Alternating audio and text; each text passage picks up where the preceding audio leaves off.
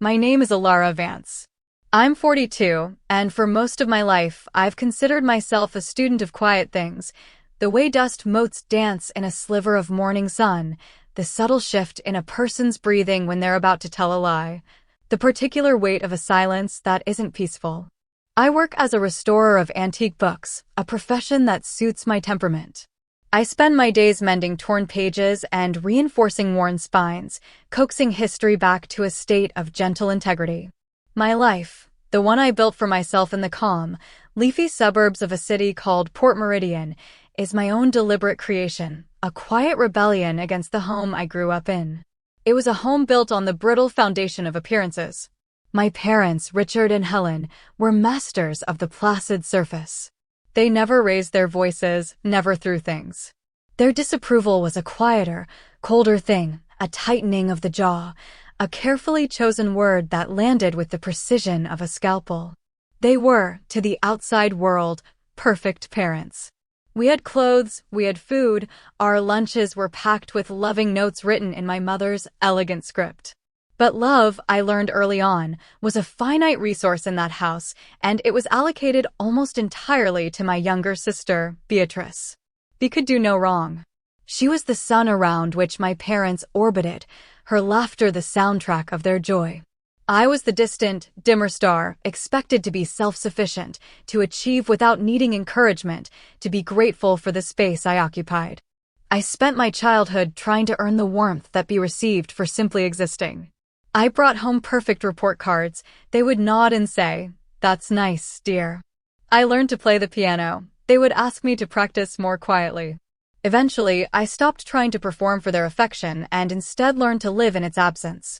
I built a world inside myself, a place filled with the stories from books that offered more comfort and consistency than my own family ever could.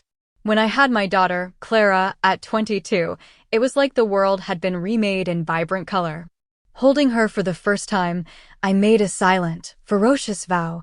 She would never have to wonder if she was loved. She would never feel the chilling draft of conditional affection. Her existence would be celebration enough. And I kept that vow. Our small apartment was filled with laughter, paint-splattered newspapers, and the sound of me reading stories aloud in silly voices. Clara grew into a wonderfully thoughtful and fiercely creative girl, with a heart as open as a summer sky. There was one person from my family who saw that sky and loved it without reservation, my mother's older brother, my Uncle Arthur. Arthur was a man carved from kindness and quiet integrity. A widower who had lost the love of his life decades ago, he channeled his vast capacity for love into his business, his charitable work, and, most profoundly, into us. He never had children of his own, and when Clara was born, he looked at her as if she were a long-awaited miracle. He was the one who taught her how to skip stones, who brought her astronomy books and a telescope to see the rings of Saturn, who smelled of old paper, pipe tobacco, and safety. He was more of a grandfather to her than my own father ever was. To Clara, Uncle Arthur was a fixed point of unconditional love in the universe. 3 months ago, that point vanished. Arthur passed away quietly in his sleep. His death left a crater in Clara's world. At 18, on the cusp of her own life, she was consumed by a grief so total it was like a physical shroud, silencing her laughter and dimming the light in her eyes. That was when my parents called. Their voices were syrupy with concern. "Let her come stay with us for a few weeks, Alara," my mother had said. "The country air at the Willows will do her good. She needs family around her." The Willows was their countryside home, a sprawling old house nestled amongst weeping willow trees an hour and a half outside of Port Meridian. It was a place I associated with long, stilted weekends and the familiar ache of being an outsider in my own family. But Clara was hurting, and I, desperate to see her heal, allowed myself to believe them. Perhaps this was their chance to finally step up, to offer the comfort they'd always withheld from me. So I packed her bags, kissed her pale forehead, and let her go, promising to visit soon. The phone calls over the next 2 weeks were unsettling. Clara's voice was thin, distant. She always said she was fine, just tired. I told myself it was the grief. I told myself that healing takes time. I wanted to believe it, so I did. until I couldn't anymore. The drive to the Willows was a journey through a landscape of remembered anxieties. The late afternoon sun slanted through the trees, painting dappled, shifting patterns on the asphalt. It was beautiful, but the beauty felt like a veneer, a lovely mask over something unsettling. I pulled into the long, gravel driveway, the sound crunching under my tires like brittle bones. The house stood as it always had, handsome and imposing, its white paint pristine, the gardens meticulously manicured. My mother's roses were in full, ostentatious bloom. They were all waiting on the veranda, a perfect tableau of familial warmth. My father, Richard, stood with his hands in the pockets of his linen trousers, a welcoming smile fixed on his face. My mother, Helen, drifted towards me, all soft cashmere and lavender scent, and enveloped me in a hug that felt more like a brief, formal assessment. Beatrice waved from a wicker chair, a lazy, indifferent flick of her wrist, her eyes already returning to the screen of her phone. And then I saw Clara. She was standing near the doorway, half hidden in the shadow. She was thinner than I'd ever seen her, and her skin had a translucent, papery quality. Her eyes, usually the color of warm honey, were cloudy and swollen, as if she'd been crying for days. But she smiled when she saw me, a fragile, trembling thing that didn't touch her eyes. She moved towards me and wrapped her arms around me. The hug was desperate. It was too long, too tight, a frantic, silent message pressed against my chest before she pulled away, smoothing down her sweater as if nothing had happened. "You okay, sweetheart?" I asked, my voice low, keeping my hand on her arm. She just nodded, her gaze skittering away from mine. A cold knot formed in my stomach. "Elara, you're just in time," my father boomed, his voice aggressively cheerful. I was just about to open a special bottle of wine. "Not that box stuff you usually bring." A round of polite laughter. I forced a smile. Across the veranda, a man I didn't recognize rose from his chair. He was in his late 50s, with a tidy gray haircut and a suit that looked expensive and out of place in the rustic setting. "Elara, this is Mr. Davies," my mother said smoothly. "A dear friend of the family. He's been such a tremendous help to us lately." Mr. Davies gave me a smile that was all teeth and no warmth. "A pleasure to finally meet you." I murmured a greeting, the knot in my stomach tightening.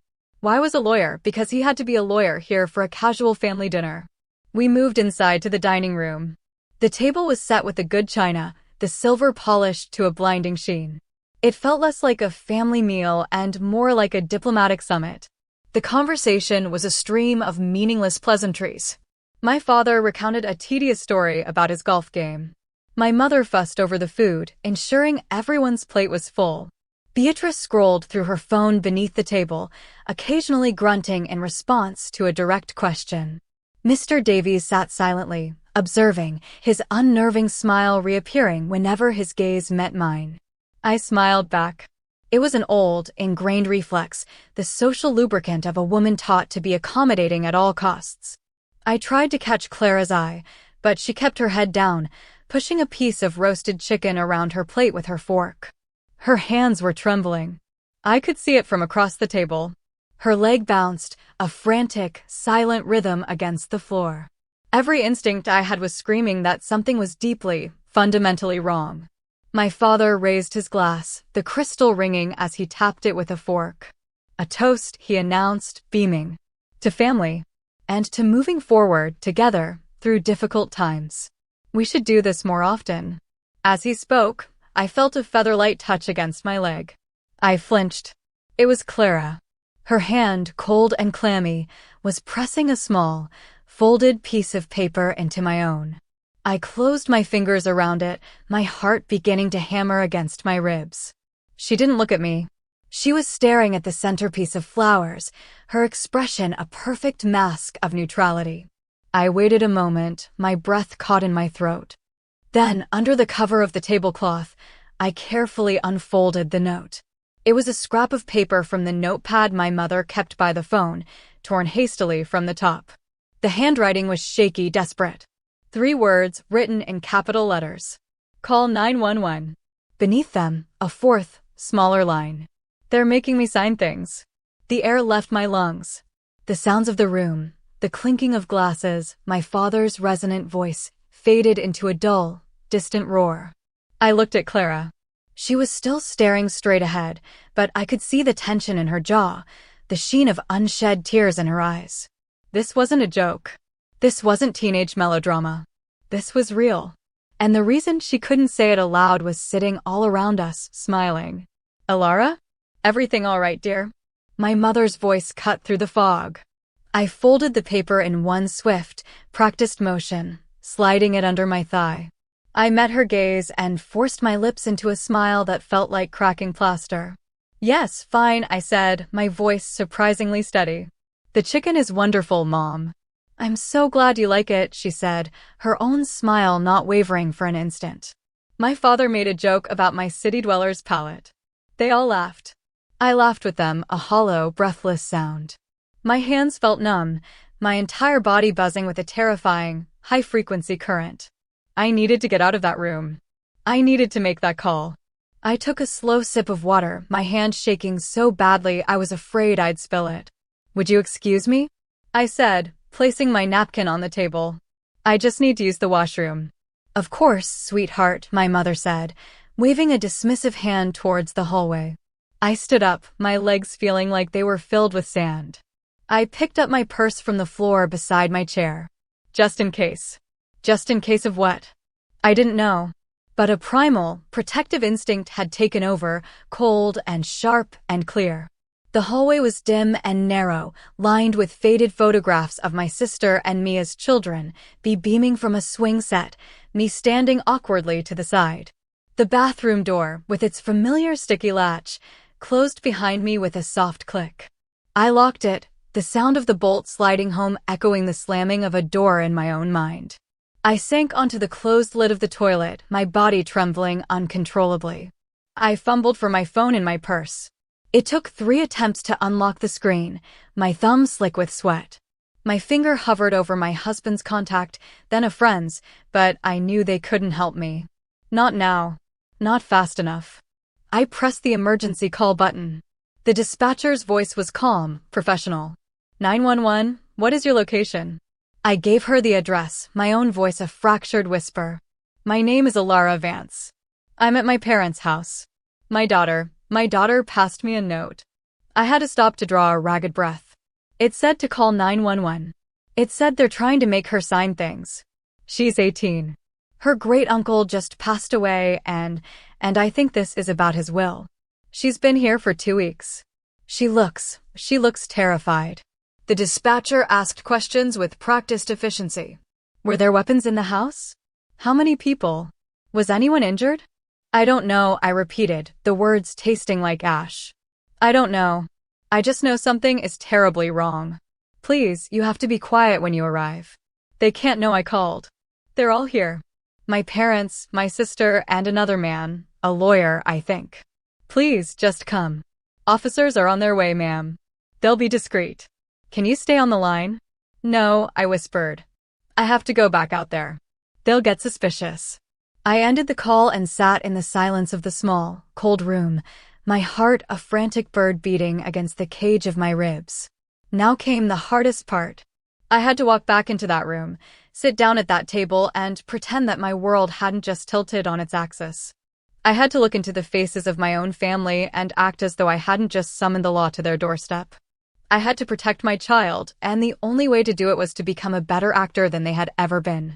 I stood, splashed cold water on my face, and looked at my reflection in the antique mirror.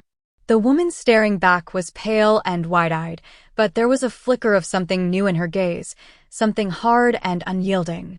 The part of me that had spent a lifetime shrinking to make others comfortable was gone. In its place was a mother. I don't remember walking back to the table, but I remember sitting down. I remember the weight of their collective gaze on me. I picked up my wine glass, not to drink, but to have something to hold on to, an anchor in the storm. The conversation had stalled in my absence. My presence seemed to restart it, like a phonograph needle being dropped back into its groove. My mind, however, was no longer there. It had slipped its leash, drifting back through the years, searching for the headwaters of this poisoned river. It wasn't just this dinner. It wasn't just the note. This was the culmination of a lifetime of quiet betrayals, of love that was measured and conditional. I thought of being 7 years old, proudly presenting my mother with a macaroni necklace I'd made at school, only to have her smile thinly and say, "Oh, that's creative, Alara. Why don't you put it in your room?" I remembered watching her help me with her science fair project for hours, laughing and pasting and planning, while I was told to do my own homework because I was the responsible one. Responsibility was not a compliment, it was a cage. It was a way of saying, "You do not require our time. You do not require our help. You do not require us." The great, tragic irony was that their neglect had forged in me the very independence I now needed to save my daughter from them. They had taught me to rely on no one but myself, and I had. I'd built a life, a marriage, a home that was everything theirs was not, warm, open, and safe. I had poured all the love I'd never received into Clara, determined that she would grow up knowing her own worth, a knowledge that should be as natural as breathing. And she had. Until Arthur died. Arthur, who had been my safe harborer too. He was the one who, after my father dismissed my passion for literature as a nice hobby, had sent me a first edition of my favorite novel for my college graduation. The inscription read, "For Alara, who always understood that stories are the truest things in the world. Never stop reading them and never stop writing your own." He had left his estate to Clara. I hadn't known the details, only that he'd wanted to ensure she was taken care of, that she had the freedom to pursue her dreams without constraint. A final, perfect act of love. And my family, my parents, and my sister had seen that act of love not as a gift to be cherished, but as an asset to be seized. They had isolated a grieving, vulnerable young woman, chipping away at her confidence, her reality, her will. The tranquil country air wasn't for healing, it was for coercion. The family surrounding her wasn't a comfort, it was a conspiracy. My wine glass was steady in my hand now. The trembling had stopped, replaced by a cold, clarifying rage. I met my mother's gaze across the table. She was smiling at me, a soft, pleasant, maternal smile. It was the most terrifying thing I had ever seen. I smiled back, a perfect mirror of her placid deception. And I waited. The wait was 17 minutes. 17 minutes of feigned interest in a story about property taxes, of passing the salt, of nodding and smiling while my daughter sat beside me, a silent, terrified statue. It was the longest 17 minutes of my life. Then a sound. A firm, authoritative knock on the front door. Every head at the table turned. The artifice shattered. My father's mouth hung open mid-sentence. My mother's smile froze and fell. Bea looked up from her phone, her expression annoyed, not yet alarmed. Mr. Davies's face went utterly blank. Only Clara and I didn't seem surprised. She let out a breath she seemed to have been holding for weeks, a tiny, shuddering sound of release. I stood up, placing my napkin calmly on the table. "I'll get it," I said, my voice cutting through the sudden, thick silence.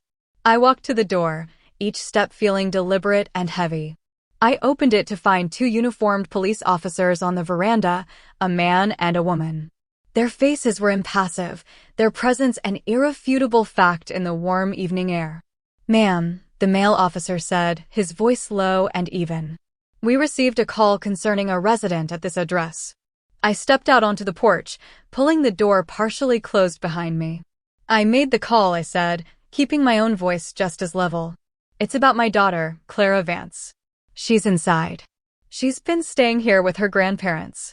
She believes she is being coerced and possibly drugged in an attempt to get her to sign over control of an inheritance." They absorbed this without a flicker of surprise. Years of seeing the darkness that hides behind closed doors had prepared them. The female officer, whose name tag read SGT Reyes, had kind, intelligent eyes. "We'd like to speak with your daughter," she said. "Alone, if possible." "Yes," I said. "She's at the dining table. Please." I stepped aside to let them in. The sight of 2 police officers stepping into the pristine foyer was like watching a stone drop into a perfectly still pond. The ripples of panic began immediately. "What is the meaning of this?" my father blustered, getting to his feet. "There must be some mistake," my mother said, her voice rising in pitch. her composure cracking like fine porcelain. Sergeant Reyes ignored them, her focus entirely on my daughter. "Clara Vance," she asked gently. Clara looked up, and for the first time that night, a flicker of life returned to her eyes. She nodded mutely. "Would you be willing to come speak with me in another room?" Clara pushed her chair back and stood without a word, following the officer out of the dining room and into the library. The male officer, Officer Keene, turned his attention to the rest of the room. "We'd like everyone to please remain here while we ascertain the situation." He then asked me to step outside with him again.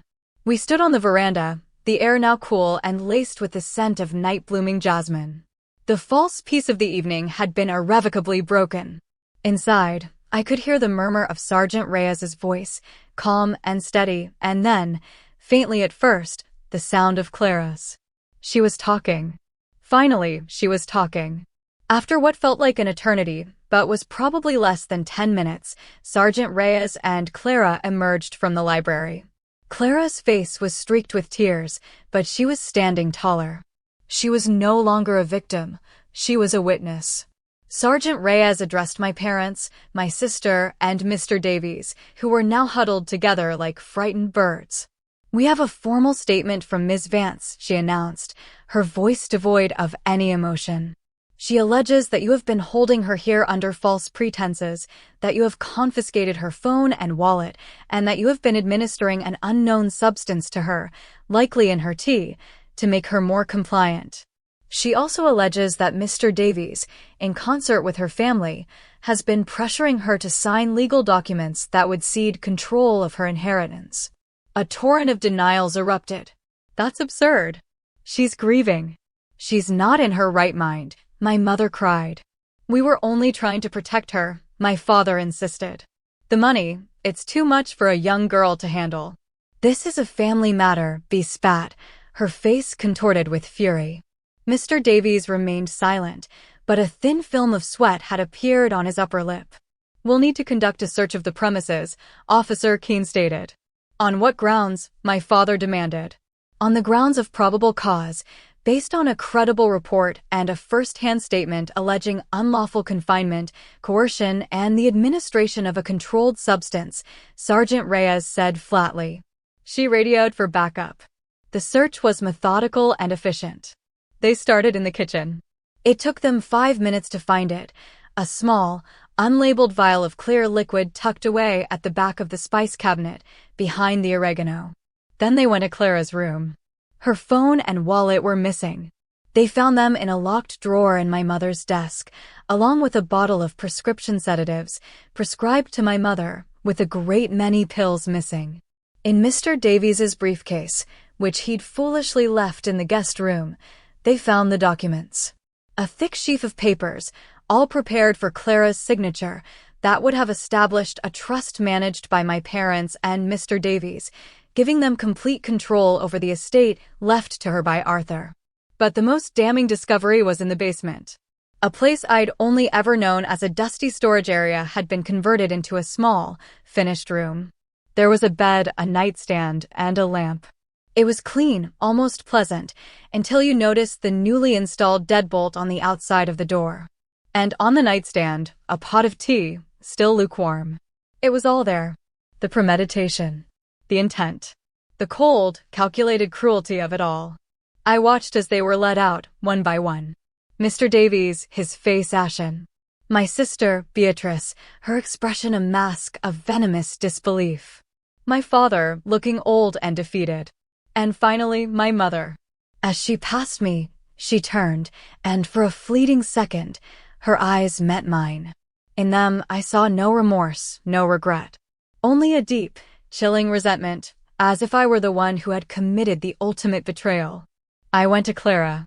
She was wrapped in a blanket an EMT had given her, looking small and fragile, but with a new light of resolve in her eyes. I knelt in front of her and took her hands in mine. They were still cold, but they weren't trembling anymore. "Why didn't you tell me on the phone, sweet girl?" I whispered, my own voice thick with tears I could no longer hold back. She looked at me, her gaze clear and direct. "Because I was afraid you wouldn't believe me," she said softly. "I was afraid you'd think I was being dramatic." That you tell me to just try to get along with them, like we always have. Her words struck me with the force of a physical blow. Because she was right. For years, my survival strategy had been to placate, to smooth things over, to avoid confrontation with my family at all costs. I had taught my daughter, through my own example, that our peace was less important than theirs. The silence I had cultivated for my own protection had almost cost my daughter her freedom and her future. "I am so sorry," I said, the words coming from a place of profound, aching regret. "I'm so sorry I ever made you feel that way. It will never happen again. I believe you. I will always believe you." She squeezed my hand, and a small, true smile finally touched her lips. "I know," she said. "You came." The weeks that followed were a blur of legal proceedings, therapy sessions, and the slow, painstaking work of rebuilding a sense of safety. The case was horrifyingly straightforward. Faced with the evidence, the conspiracy crumbled. My sister, in a bid for leniency, was the first to give a full confession, implicating everyone. The lawyer, facing disbarment and a long prison sentence, detailed the entire plan. My parents maintained their narrative of misguided protection until the very end, a story no one, least of all the jury, believed. The sentences were significant. My parents, my sister, and the lawyer all received prison time for a litany of charges, including conspiracy to commit fraud, false imprisonment, and unlawful administration of a substance. The house at the Willows was sold. The chapter was closed. Arthur's estate, when it was finally settled, was substantial. It was more than just money. It was a legacy of his love, a final gift of freedom and possibility. I watched as Clara, with the help of a kind and trustworthy financial advisor, began to map out her future, college, travel, a donation to the local library in Arthur's name. I saw the light return to her eyes, heard the music of her laughter fill our quiet home once more. Our relationship has been reforged in the fire of that night. The quiet spaces between us are no longer filled with unspoken anxieties, but with a deep and resilient understanding. We talk about everything now, with a raw and sometimes painful honesty. She is teaching me how to be brave, and I am teaching her that she is safe. Sometimes, late at night, I lie awake and think of that dinner. I see the gleaming silver, the smiling faces, the terrifying chasm between what was seen and what was real. And I think about the note, that small, desperate piece of paper that changed everything. Clara was brave enough to write it. And I, finally, was brave enough to believe it. The other night, Clara and I were sitting in our living room, the windows open to the gentle evening breeze. A comfortable silence settled between us, the kind that is not empty, but full. "Mom," she said, looking up from her book. "Yes, sweet girl." "Thank you," she said, her voice soft but firm. "For hearing me, even when I was silent." I reached out and took her hand. In that simple, quiet moment, I understood. Love isn't about grand pronouncements or perfect appearances. It's about listening. It's about showing up. It's about drawing a boundary, clear and bright and strong, and saying no further. Not to you. Not to me. Not ever again. And in the quiet of our peaceful home, I finally felt the weight of my own history begin to lift. We were safe. We were free. We were writing a new story.